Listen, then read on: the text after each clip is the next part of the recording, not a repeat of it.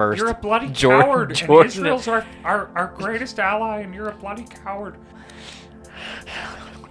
That 50-yard line just smelled so good, and 16 summers I spent with my friend Ken. Bang, bang, bang! Oh, shot me. Curse world problems get smarter than the sun goes down. We get smarter when the sun goes down, so...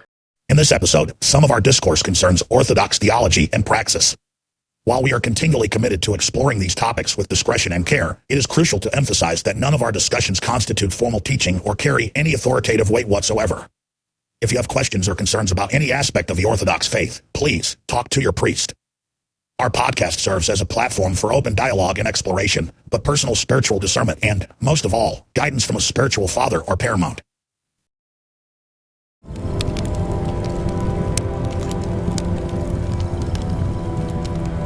It is later than you think. Yeah, just put it out here so that it's aiming your mouth, but you can be Oh, looking but at I me. have to pay attention to where the camera is. Okay. That's good. That better? It's got to be, right? Does it look better? Singing I'm with the band. Hey, I'm with the Beach Boys. They free my soul. They want to get lost in your rock and roll. Now drift away. Yeah. 'Cause I got a beach ball in my car. If Please, you why guys aren't we wanna recording? play. You're killing- We are recording, bro.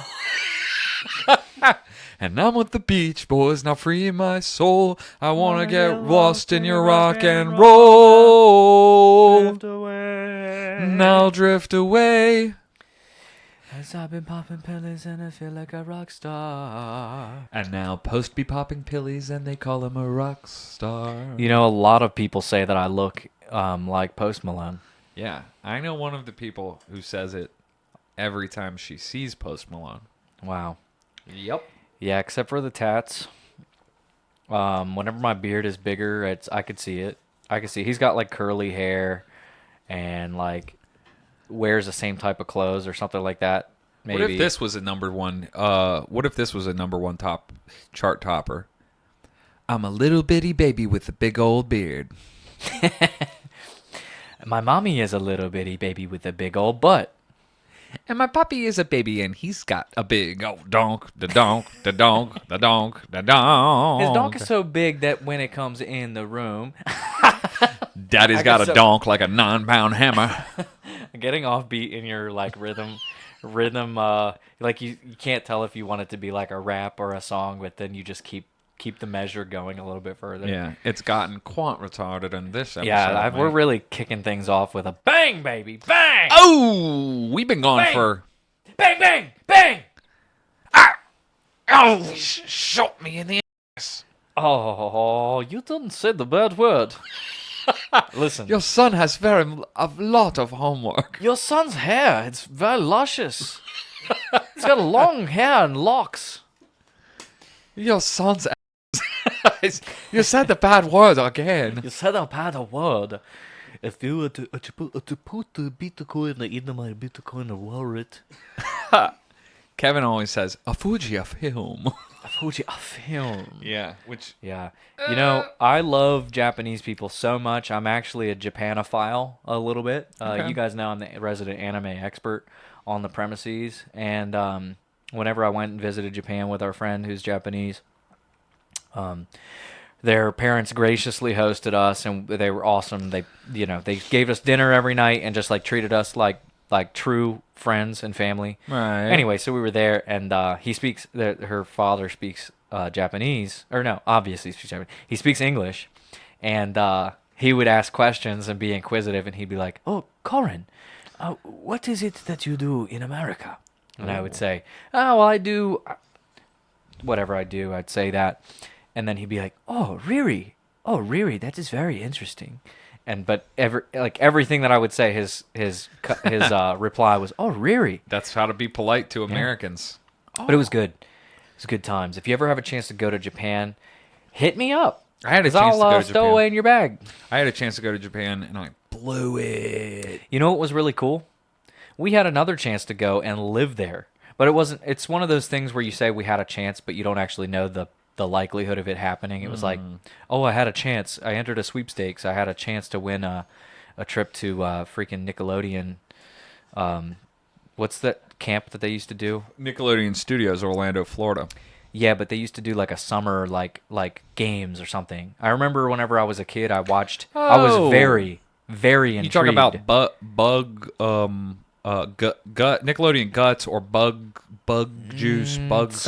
I thought it was like Bug the Swamp. Nickelodeon games or something like that. It was like basically summertime, and they had all of the stars. So they had the Austin would know. the boy and the girl star from Spy Kids. And like all of the Nickelodeon stars were like in different colored teams and stuff like that. And like there was a sweepstakes to like if you won, you get to go and be a part of it and be a part of like Junie's team or whatever from Spy Kids.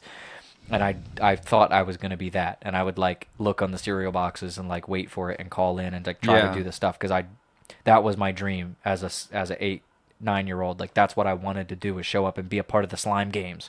Yeah, I watched Legends of the Hidden Temple the other day on YouTube, like on a Saturday. I just watched an old episode. It was so cool. And it was like that, but it's a game show, but you compete. And it's all temple themed, and there's a history lesson involved. The host tells you about history, and all the games are based on like something that happened in the Aztec world or whatever. But Kevin's got something pulled up here. You don't? Oh, okay. Well, my guess was that it was like Nickelodeon Guts was something, but I don't know if it was the camp. And then for some reason, the something bug something is what's like firing off in my brain, but that could be like a red herring. There was this really cool sweepstakes that I remember that if you won, you got to go spend a personal day with Dan Schneider, ride around with him in his limo, he'd Ride take around you out on to him, dinner. just like ride on his back, and he walks Ride on around his- on all fours yep. like a bear. He'd get to hop on his back, piggyback rides all through Yeah. L.A. And he was always complaining and being like, "Hey, whose show is this anyhow?" What? That's the type of character he did when he entered in.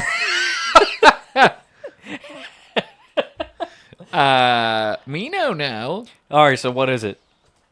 After a long, arduous wait, a long, thirsty wait in the I have to desert, tell you you something. guys Don't are tell him finally yet. getting Don't some tell him. rain Don't tell him yet. on your dry tongues. Don't say it yet. I have to tell you something important. Okay. I've been doing this thing at work. You know where I work, but we're gonna keep it anon. But suffice it to say, it's a corporate setting. It's a professional setting.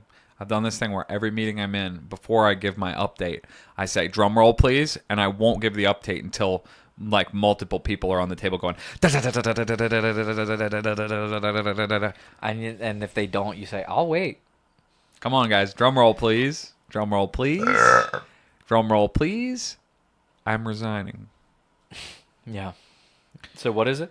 It's Curse World. It's Cursed World Problems, baby. Cursed World Problems, the podcast. And after a long wait, you've been walking in the desert. Everyone close their eyes. You've been walking in the desert for days. My feet. Hot. You can't even feel how hot the sand is anymore because the skin on your feet is burned. And you're walking and walking. You're still walking. The sun bears down. You're bearing down, and the sun is beating down on you. You haven't had a thirst. You haven't had a sip of drink in days, and you're walking, and then you come across the Cursed World Oasis. Steel drums are playing, And it's a Sebastian crab. he's playing them. and Sebastian is playing the drums and enticing you in. He says, "Come on, play with the Dunst music." Come on to play with the Everything Cursed is- World Probs. And Sebastian says, "Everything is harder when the sun goes down. When the sun goes down, it's Cursed World Problems. When the sun goes down, it's Collin and just when the sun goes down. Over the Cursed water. World. Cursed World Problems get smarter than the sun Sun goes goes down. down. We get smarter when the sun goes down, so we're just harmony I waiting for didn't another expect couple, to do. like 30 minutes before sunset here, and then we're going to be really giving you the heat. Hmm. So you've been walking in the desert. Make this- Finally, make this you show up metaphor. to the oasis, and you get... Guess who's back? And the again. water's dripping down your long beard Cursed that World's hasn't been back. shaved. Anyway, here we Tell are. a We're friend. back, and we're back in the studio after months or so. And we got something really, really special for you tonight. We call it Calabash. We call it the buffet. What's a calabash? All you see is Krabby Mike's Calabash down in Myrtle Beach, Florida. I mean, South Carolina. You really put it out. You went out on a limb. Can you look assuming up that Calabash? Jamie, could you look up Calabash? I would just assume Calabash means like buffet. What do we got? Calabasas is a town in Southern California where the members of POD are from. I assume. Really? I have no idea. That could be true. It might be. What else Well, could it be? either way, we've got a little bit of a golden corral for you tonight. Nothing in particular, nothing in specifics. We've got a few things. We're just going to kind of circle the globe. Fun things. Fun things. So you're going to want to never turn this thing off, and definitely do not put it on 2x speed, because then you don't get the magic of Tony coming out. Sorry. We should try to talk so slowly So that even if they speed it up, they can't get away. they from can't it. avoid. That's a good idea. Only when you do the Tony voice, though. So calabash is where it involves deep frying lightly battered breaded fish, shrimp, oysters, and other types of seafood. So one might say that I was close to correct. Yeah. We're going to deep batter and fry lots of topics tonight. What are some of the topics we're going to talk about tonight, Jess? Just a smattering of things. Well, let me think about that. Parasites. Paris, France. Paris, France. Paris. Kerosene. Paris. Carrots. Paris. Paris from the Gilmore Girls.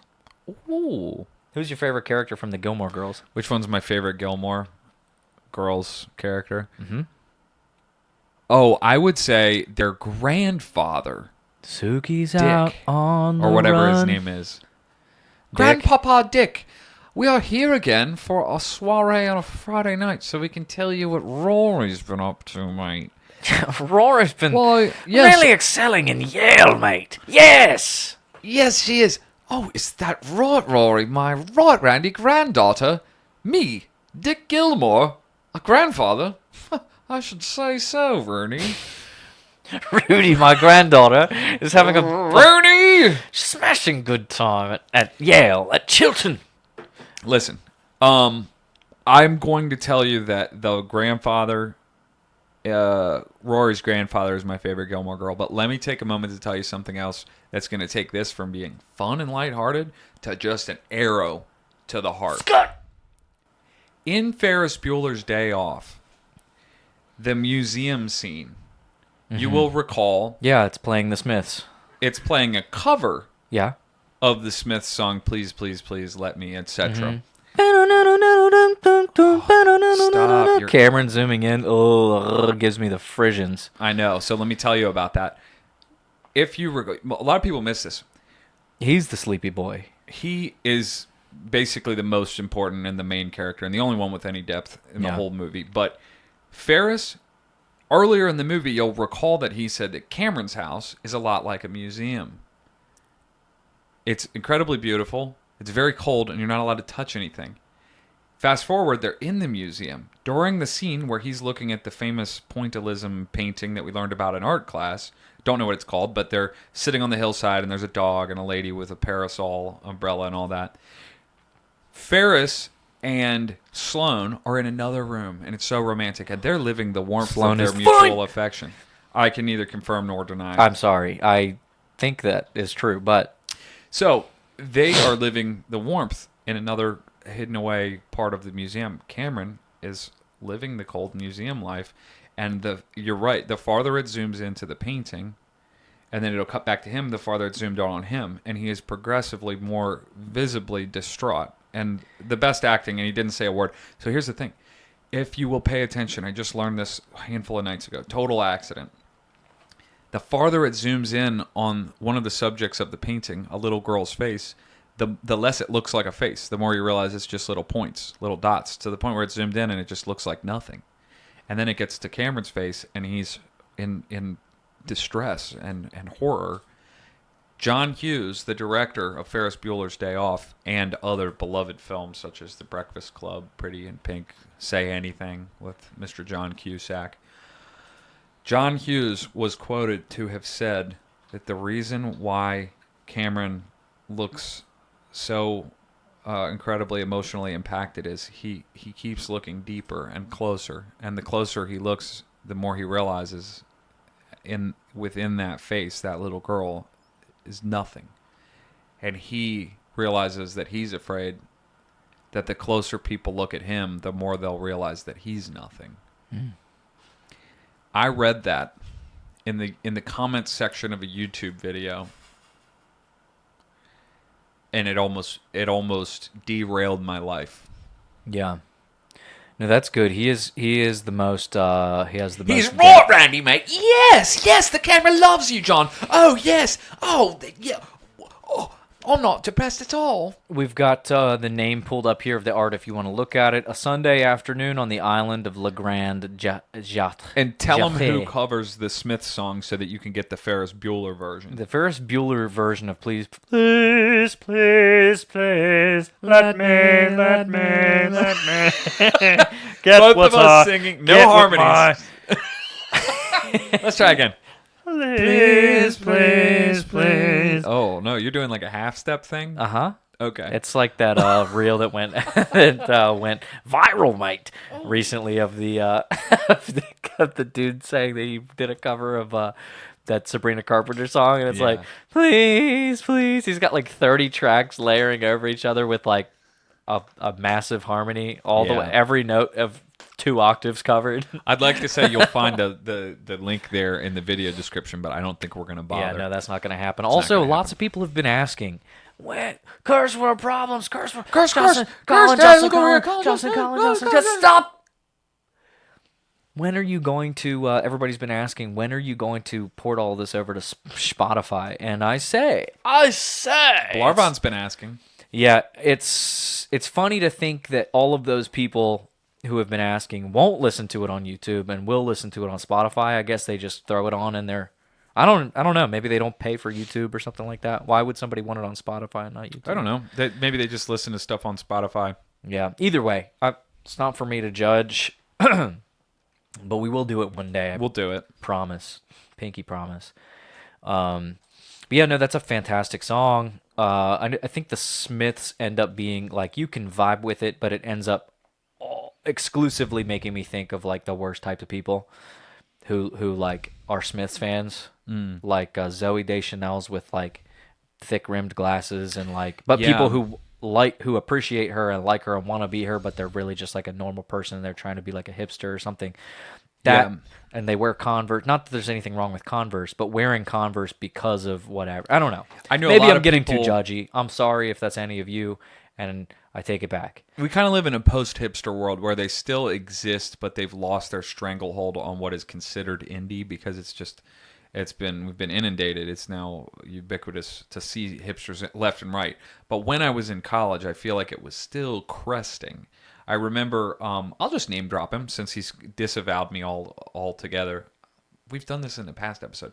Chase, he put me on to different bands and stuff that I really liked, and then other ones I had that same reaction. And I think he genuinely liked all these bands.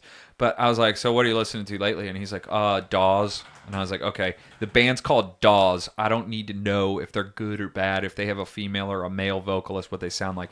That I got the hipster retard cringe tingles immediately. I'm like, Dawes. Yeah, our band name, Dawes. I don't even care if that's your last name. I got so judgmental. Now, hopefully, I've grown since 2011 or whatever. But that was one of them. And maybe I should actually go back and listen to them. I just assumed that they sounded like the denim jacket wearing, Red Wings boots having, like, parents are loaded and sent them to private Christian school, but they spend the rest of their life trying to, like, draw attention away from that and be like, nah, basically I've been smoking Lucky Strikes unfiltered and drinking PBR, and I play this guitar. Yeah. So here's the thing. Here's where it gets, I think in praxis, the hipster approach to many things. I don't think there's anything wrong with that. I think it's good to search out gems. I think it's good to have an alternative taste and all of that kind of stuff.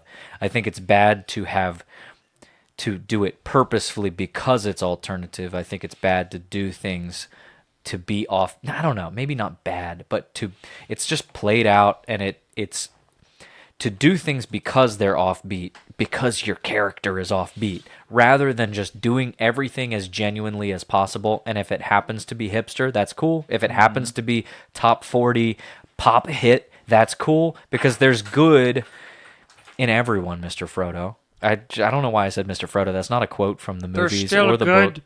There's still good in this world to fight for, Mr. It Frodo. turns out when you define good, me trying to get into my very first. You're a bloody coward, and Israel's our greatest ally, and you're a bloody coward.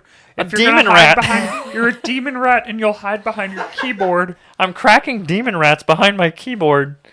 Bert, My buddy used to say, whenever he would fart, he'd say, "Did somebody crack a rat?" What the? What the? And then whenever they were particularly stinky, he'd say that you were cracking demon rats. Whoa, mama mia. That's funny. That's Yeah. very funny. But either Hey, way, if we're going to release this soon, we can talk for a moment about that Theo Von interview with President Trump, current President Trump, the real president currently in this year, at this moment, is President Donald J. Trump.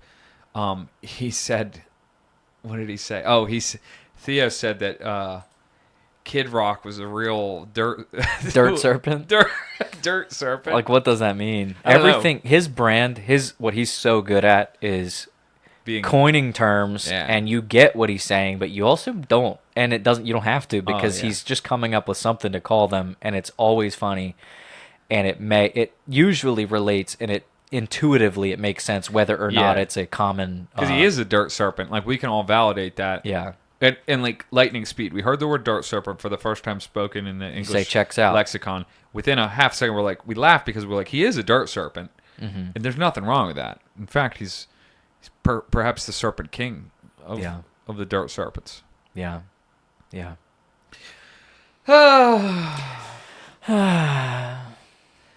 Never mind. Maybe we save that for later. We're canceling Curse World Prom, by the way. We got some pushback on some of our rules, some of our standards. I think we amended initially. The initial proposal, I won't say it, but it was funny.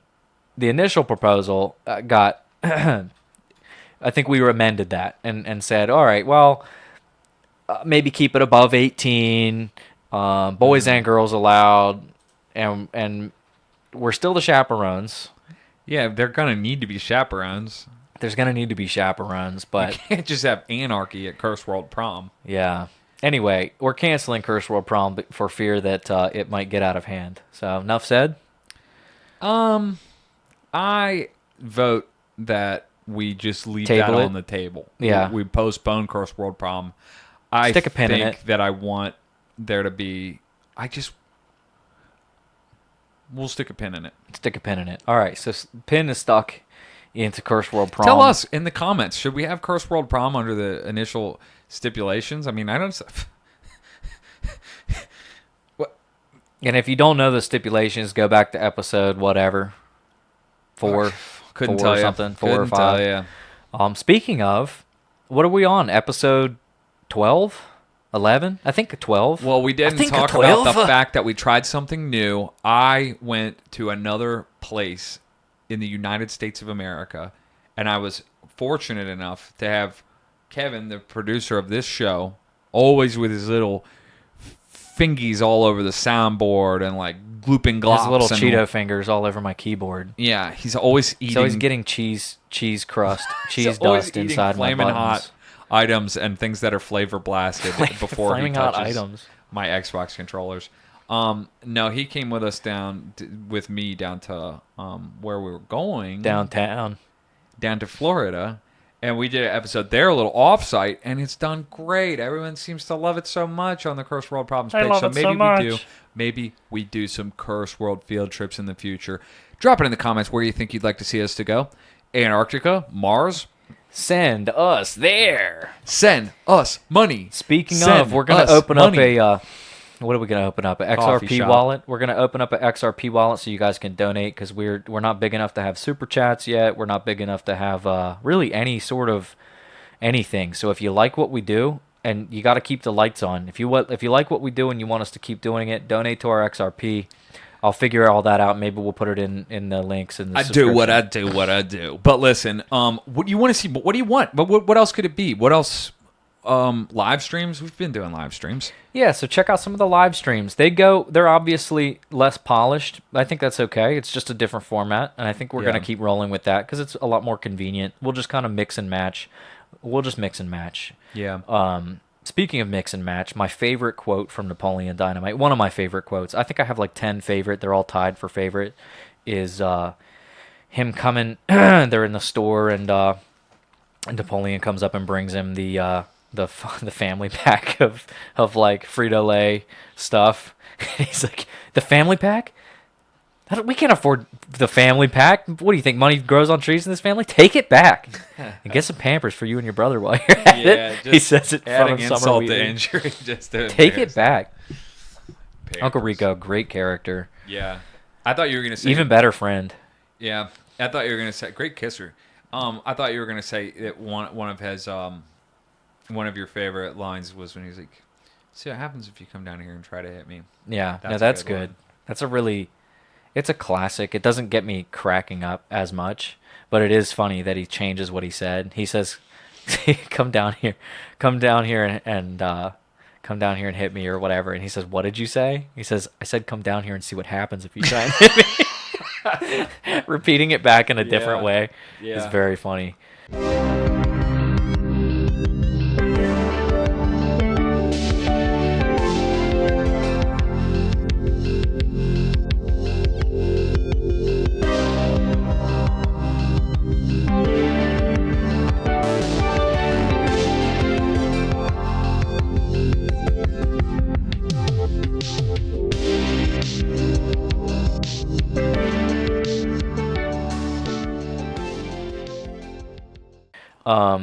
So what else is on the repertoire for today?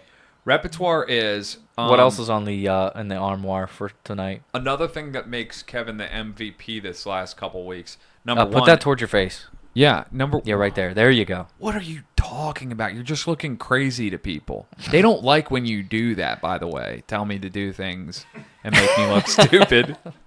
The audience doesn't like when you do things to make me feel like a fool.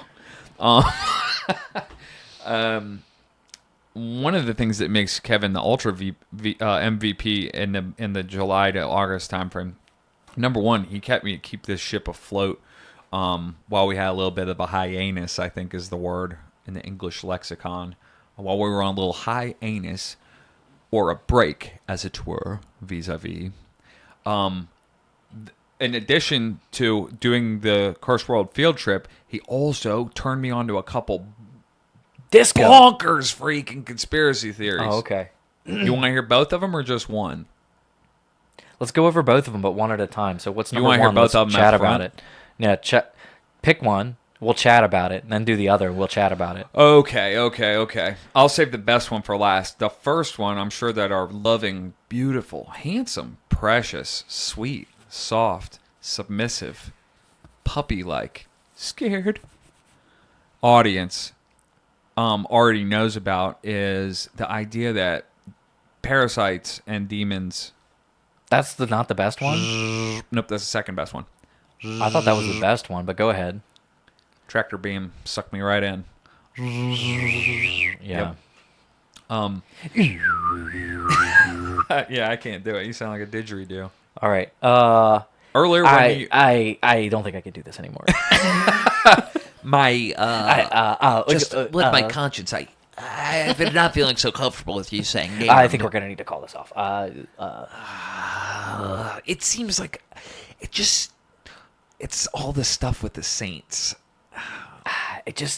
I can't get behind worshiping Mary. I just can't.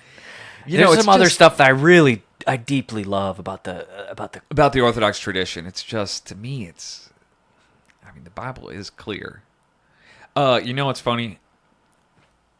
Christian Mario on Twitter done such a great job. He blew up like He's great. in a short amount of time. I think he's got like 17.5 thousand followers last I checked.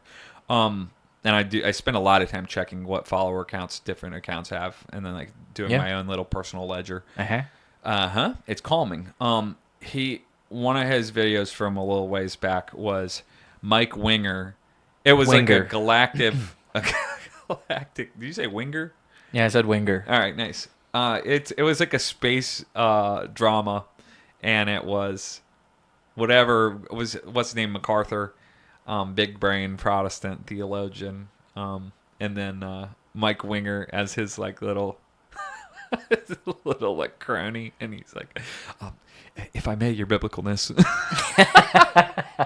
Yeah, that's funny. Every fifth word out of his mouth is about biblical and biblicalness. And then Gavin Ortland was on there, and he was always talking about like friends.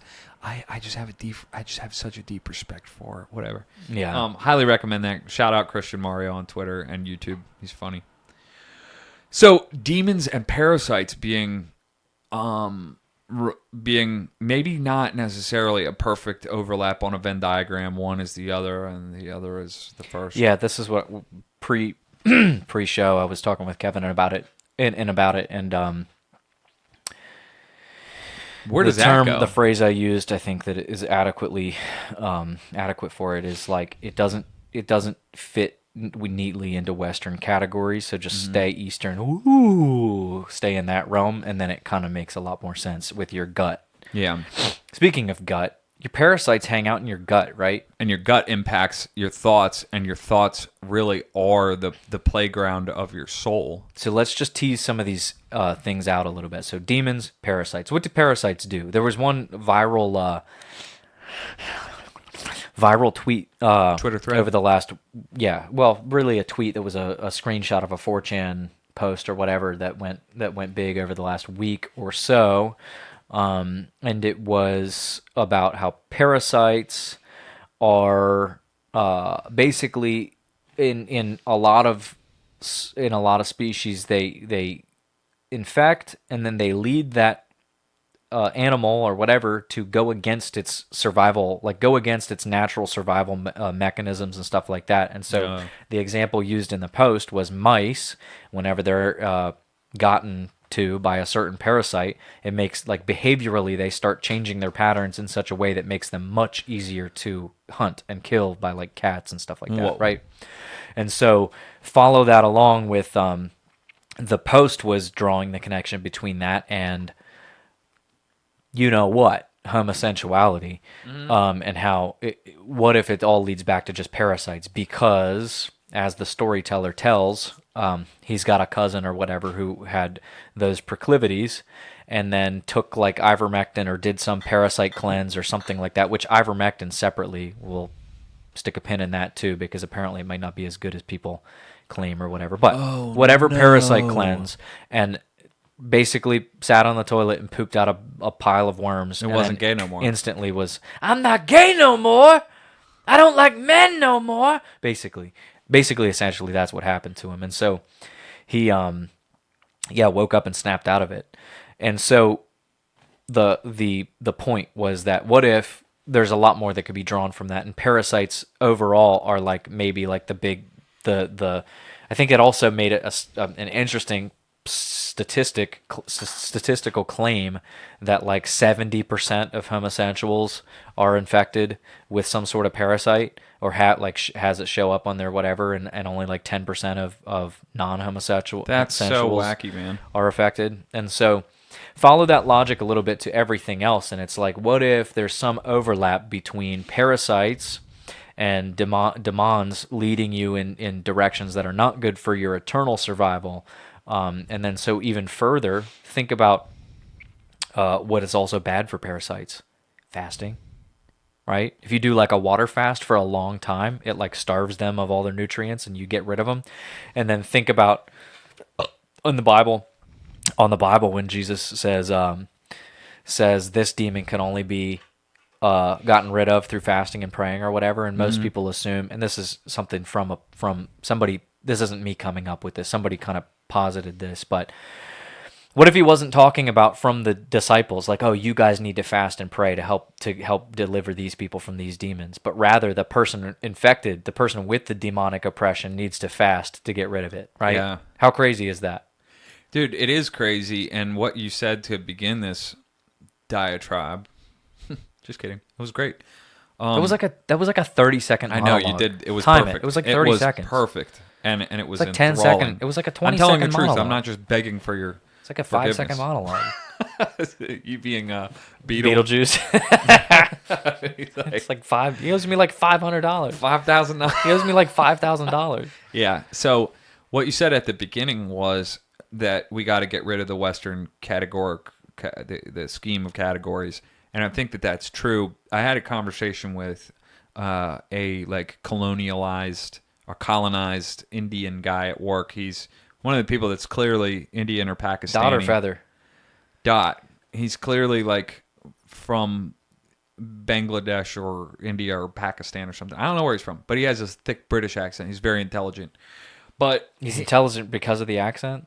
He sounds intelligent? no, he's a I can't say what is he When is I'm 'cause trying to not impress my dox friends myself. when I'm trying to impress my friends with my intelligence, I just put on a British accent, Yeah. mate. Yeah. Everyone at work thought I was British for like 6 months because I kept being like, Right, yes, right. and I just said that at meetings. Excuse me, boss, could I have a break for some tea? I'd love a cheeky pint. And they would oblige because, you know, the law. Culture whatnot. and stuff. Yeah, culture. So he was basically telling me at work that he definitely believes in extra dimensional beings. He definitely knows that when he takes his DMT or mushrooms or whatever, that he's interfacing with these other beings on a different plane. And then I was like, yeah, the Christian conception is that these are fallen angels, most likely, that are interfacing with you, demons. And he's like, demons aren't real. I'm like, dude, you just said that there's, and I try to say respectfully, you're counting something out because of the word, but you're not like critically analyzing what the word refers to or what I am referring to when using it. Like, you already admitted all this other stuff, but he couldn't get it through his head that his little horned pitchfork carrying conception of a demon, he said, no way, but it didn't go any deeper than that. And it's the same thing with this, where a person, I can picture somebody hearing it and going, yeah, okay, Collin, that our Lord said that only fasting could take care of it because it would get rid of the parasites and that's it. They would have that scoffing attitude because they would consider it entirely, patently unspiritual. It is merely physical. It is merely biological. Therein lies the problem. To consider anything merely biological counts out the fact that the spiritual battle is played out. We've talked about this so many times before, that you cannot hope to affect positive change in yourself or in the world around you in a spiritual way unless it is by means of the physical reality in time and space in which you exist. That's where we are. Well, that's also what we are. God created time, space, all of nature, all the animal kingdom and plants and microbes and all that, and he created human beings to rule over them, the only rational animal to be his image in the earth, and for them to operate by doing things in time and space with their bodies, manipulating their surroundings, exercising dominion over the creation. That was the full scope of it. Now we've taken that and said, oh, that's just medicine. That's just parasites. That's just your physical health. We're talking about spiritual health. I just can't believe that we've had that trick played on us for however many centuries. It's the same as the demons that would have people convulse and throw themselves into fire and stuff like that. And it's like, from a modern perspective, you're like, well, it could have been just like a seizure disorder, and then you get tempted to try to categorize it and say it's either this or that. It's black and white. They're mutually exclusive. You either have a seizure disorder that is a medical condition, or there are certain types of demons that make people convulse. And we don't have the capacity to accurately categorize all of these things all the time, and it's hubris to assume that you can, and that's what we're brought up with in the culture that we're in and in the world that we're in this time and place. You don't even know that it's an option. It's like the fish in water that doesn't know he's in water. You are in the water of thinking that everything can be perfectly, cleanly defined, and it just truly can't. And so I don't think like people struggle with that, and then they come up with some cop-out answer, but you don't have to. You can be comfortable with the uncertainty. Imagine this. People will say, was I tempted by the devil or demons, or was I just tempted by my own behavioral habits? Either way, it is a spiritual battle, because in one sense, someone's provoking you from outside and trying to leverage your own past behaviors or patterns or your sins against you. And in another way, let's say that they're missing in action and there's just they're short-staffed, and so it's just you, and you're the one who tempts yourself by let's just say, even though it's probably way more complex than that, like you're saying. Even still, you falling prey to that, you have already it's still downstream from the initial temptation, which is the work of demons. And in that sense, you are taking place of the agent of the kingdom of darkness, which is really scary. But you got to go, well, as for me and my house, we serve the Lord. You're still going to fall at times. You're still going to be tempted. You're still going to oblige and indulge that temptation. But when people want to say, well, is this a spiritual, supernatural scenario, or is it simply my mind?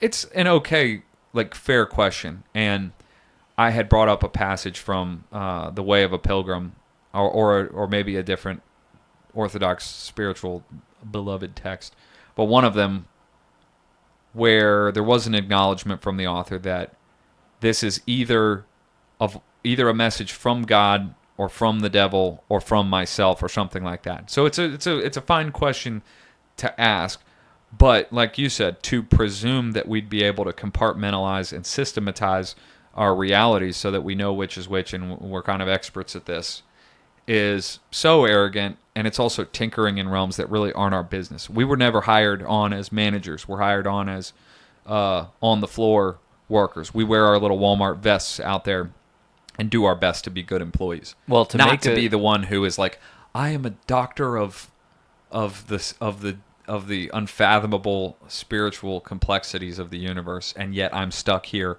in space and time in a human body that will age and die. To make a point that you've made before, it's ultimately any other choice other than toiling for the Lord is toiling for the devil. And so in a prayer, one of the rotational prayers in my prayer book, at least, paraphrasing, says something along the lines of, grant me to toil tirelessly for you as I used to toil tirelessly for the devil. And so whether you're doing it on your own and being your own master, or being your own destructive catalyst, or being like tempting yourself, or whether a demon is physically, or not physically, metaphysically around you and saying, ooh, come this way. Either way, you can take the place of toiler of the devil, whether it's a demon actively facilitating or not. And so there is a black and white. Either you're it's either for God or not. There's not really a neutral, I don't think, in that sense. But it doesn't necessitate that there be some mechanism by which demons are tempting you at any given time. Yeah. I agree wholeheartedly. And I would like to, at this point, I feel like it's probably the most appropriate time to do it. I've been waiting to break out my world-famous demon impression. All right, let's see. Okay, ready? Here's my impression of being a wily, sly, and cunning demon.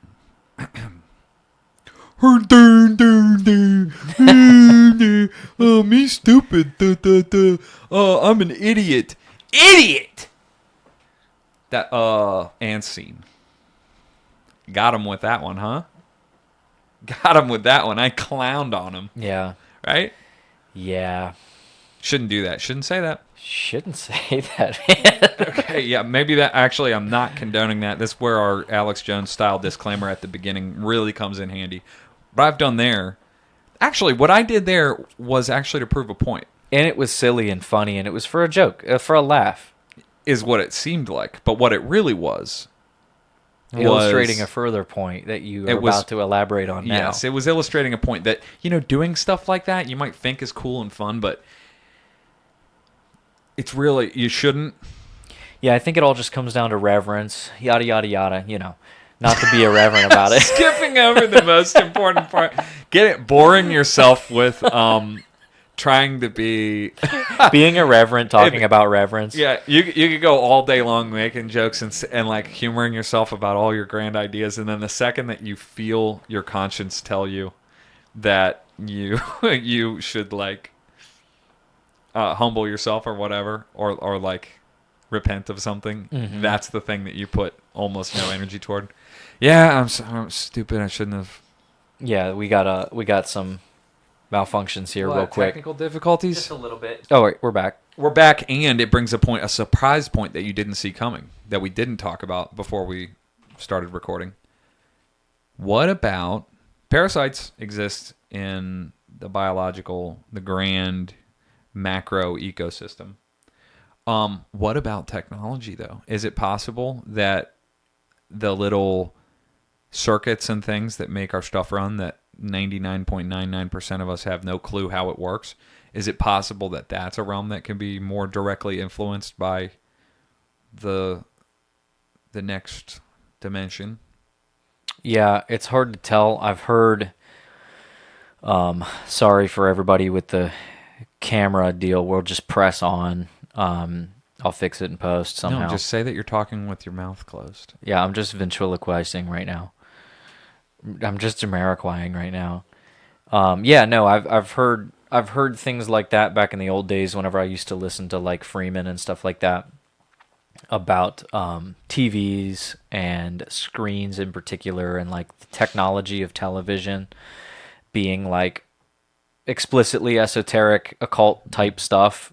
Magic mirror. Yeah, something like that, and the purpose was to get I don't know, and you could fantastically imagine little the same way that the ancient legends talk about, and this is not orthodox really as far as I know, but like you hear occult in like Freemasonry and stuff like that, they talk about Solomon's seal and Solomon's ring, and him utilizing the power of demons to do his bidding and work and build the temple and all this kind of stuff.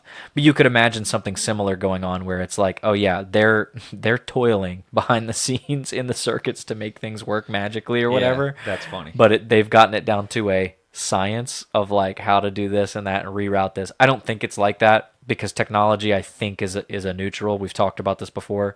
I think technology is technology, and it can be wielded, and maybe even the Lord saw it fit to allow for the information to come about via occult means, and yet it's still a powerful tool for good, as we're seeing in America today, and really the worldwide, where just orthodoxy is getting spread and things like that. And so that's just one example of like how it's a neutral that could be wielded one way or the other, and technology isn't inherently evil. Which is such a slam dunk. Anytime that something is intended for evil, but God meant it for good, for the salvation of many, is always like such a slam dunk. So you want to wrap it up? No, we got to talk about the... Oh yeah, second thing. Yeah, the second thing. This was the big one. This is the big kahuna. You thought the Parasite one was the biggest one, but... Yeah, I liked that one the best. This one gets me feeling like there's tiny little bugs crawling all over my skin. Under and my just skin. tucking me in and into bed and saying in their little bug voice, you're better at this. Do a bug voice singing me a lullaby to sleep. But the song is Kenny Chesney's When the Sun Goes Down. When the sun goes down. I knew I could count on you.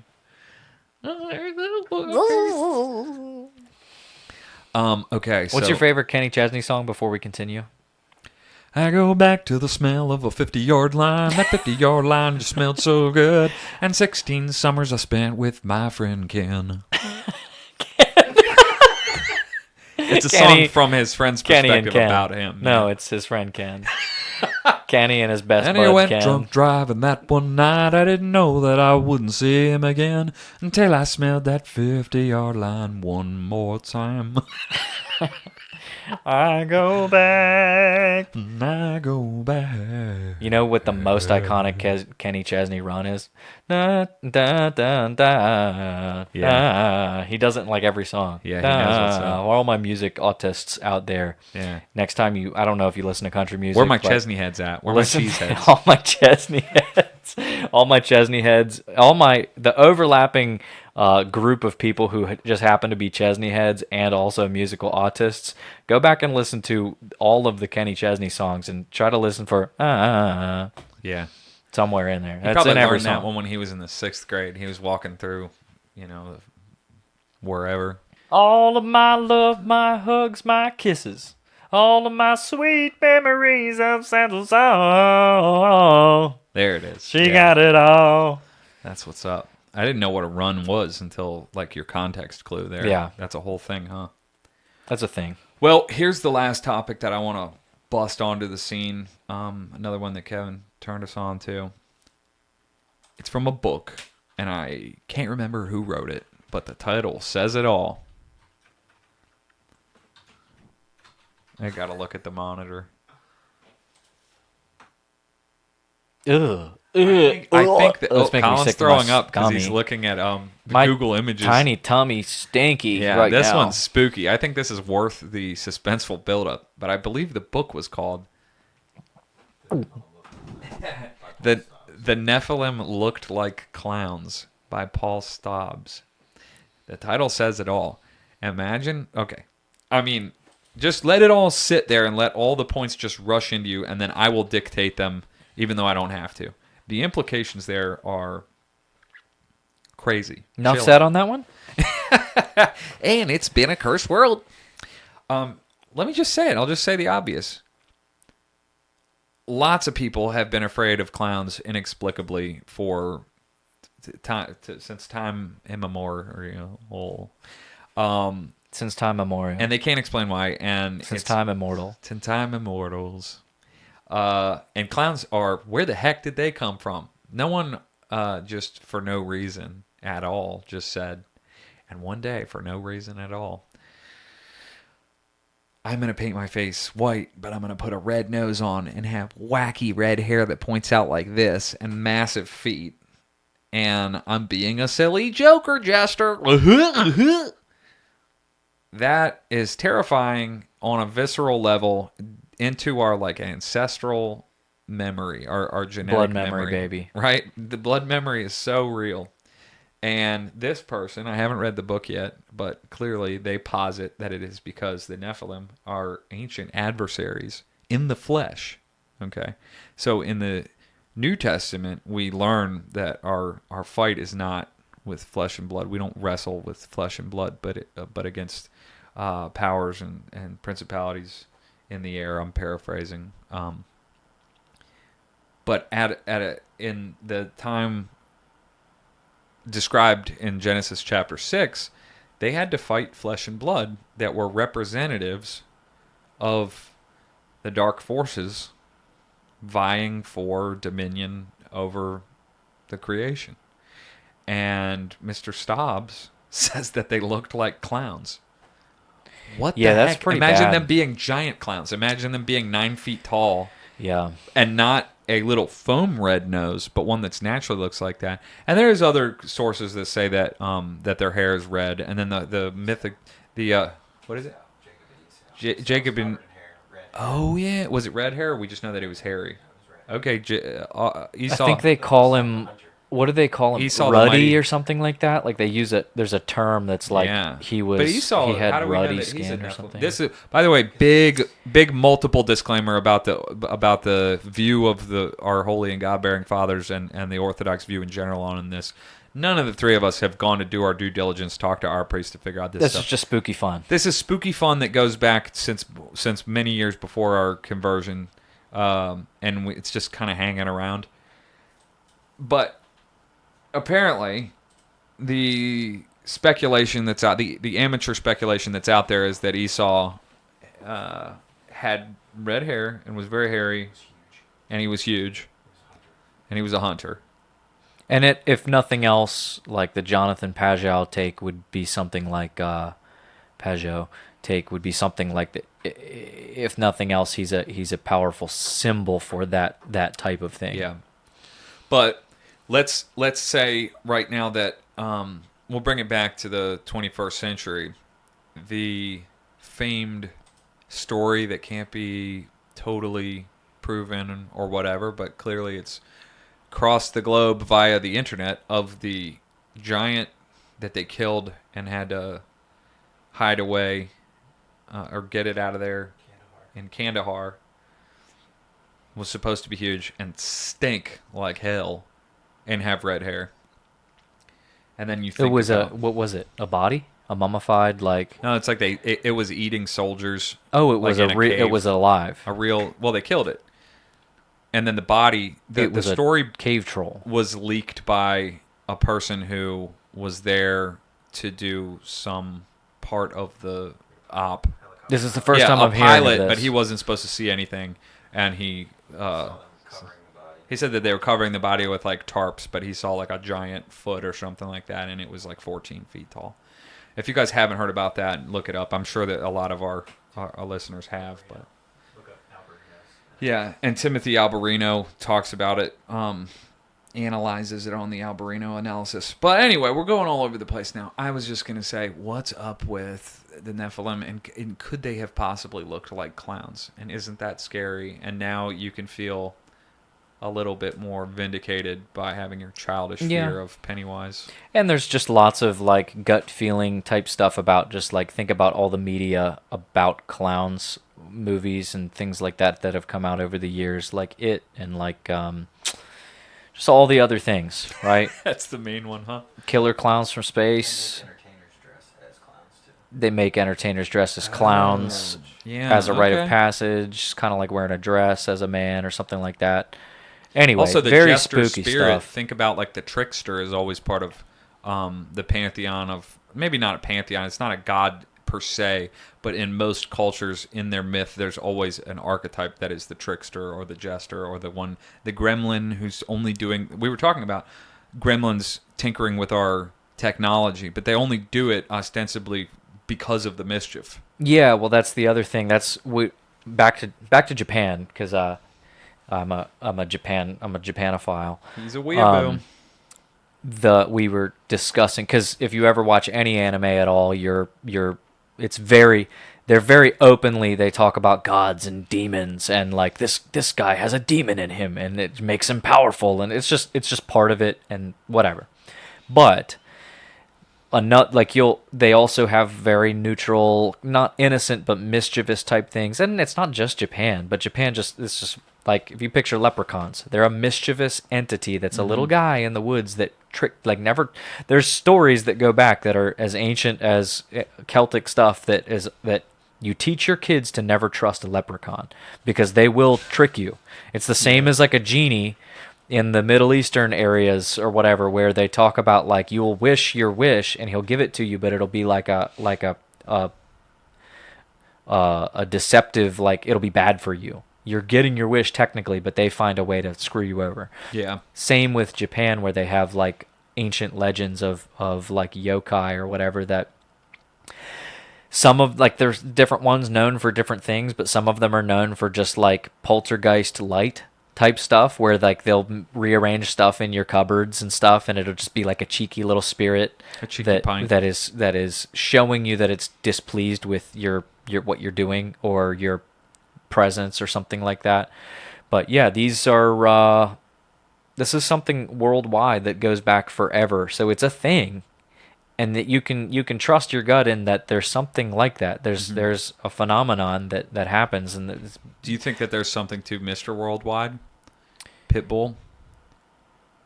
Do I think that there's something to him? Yeah, I mean, it could be something. You said it's worldwide. I thought Mr. Worldwide could be. I mean, don't shoot the messenger. I'm saying there could be something there. Kevin, could you go ahead and just look into that and see if there's something to that? Because while you're at it, go ahead and get us some updates on what Kirsten Dunst is doing these days. Oh yeah, that's the last thing that we really had for you all tonight. Is we're just kind of giving you updating you on. We're kind of trying to be like a little bit of like TMZ, like Yeah. Well, we've gotten a lot of demand for that. People are like, you guys always talking about this crazy stuff. You guys are so smart and handsome, and you're always talking about like clowns, demons, and then they're like, tell us what's going on with Kirsten. Kirsten, what's going on? What's her latest? Yeah. She's back in What's action. she working on? Complaining about not getting paid enough for Spider-Man 2? Hey, Collin, how are your tries? How are they? Yeah, we should hold each other accountable by showing our tries. To The lighting isn't very good over here, of course.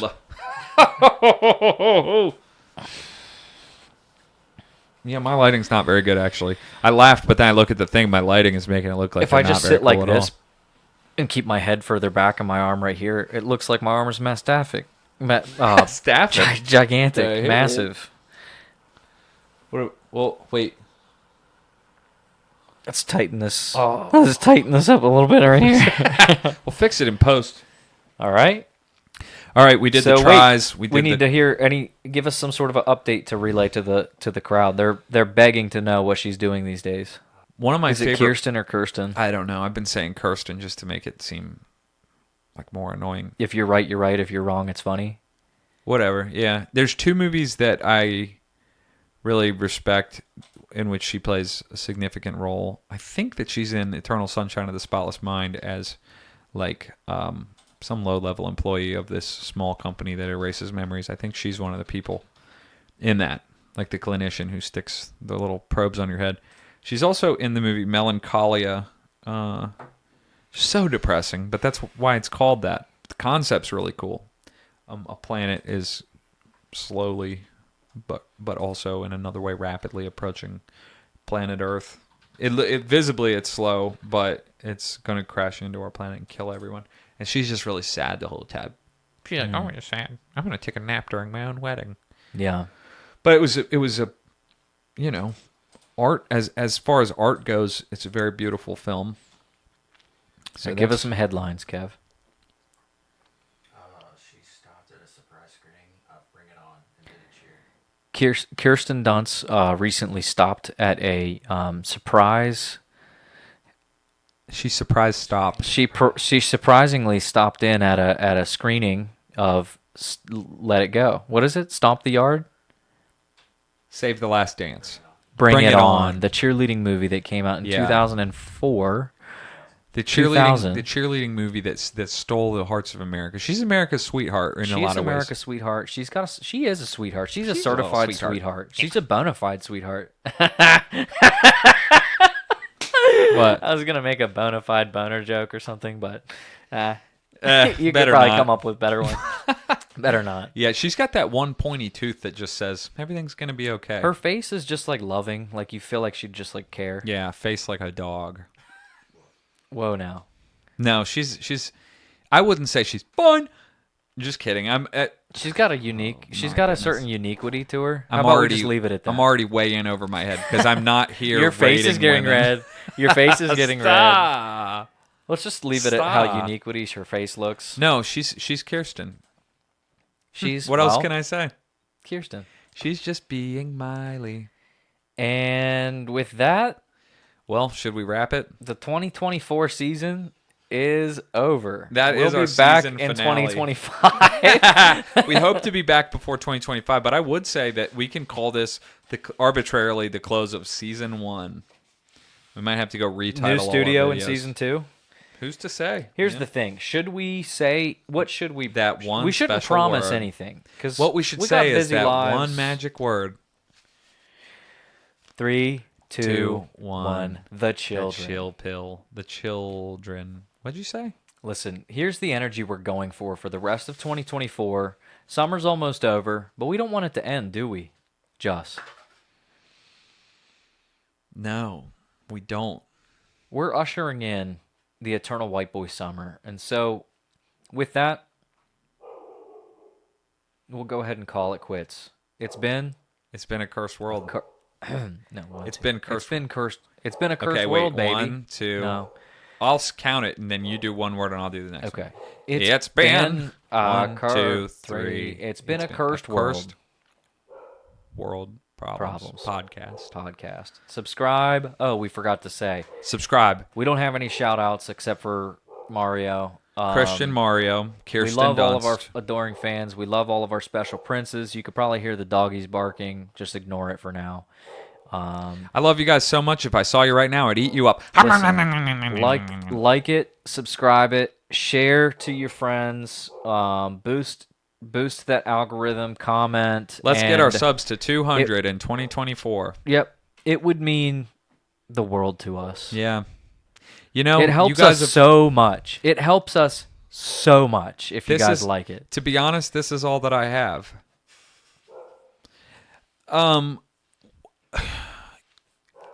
You guys have been there for us through thick and thin, cold and Dusty. dry, wet and dry, wet, cold and hot. Just goofed that one up. I flubbed that one so hard. Do you want to call it?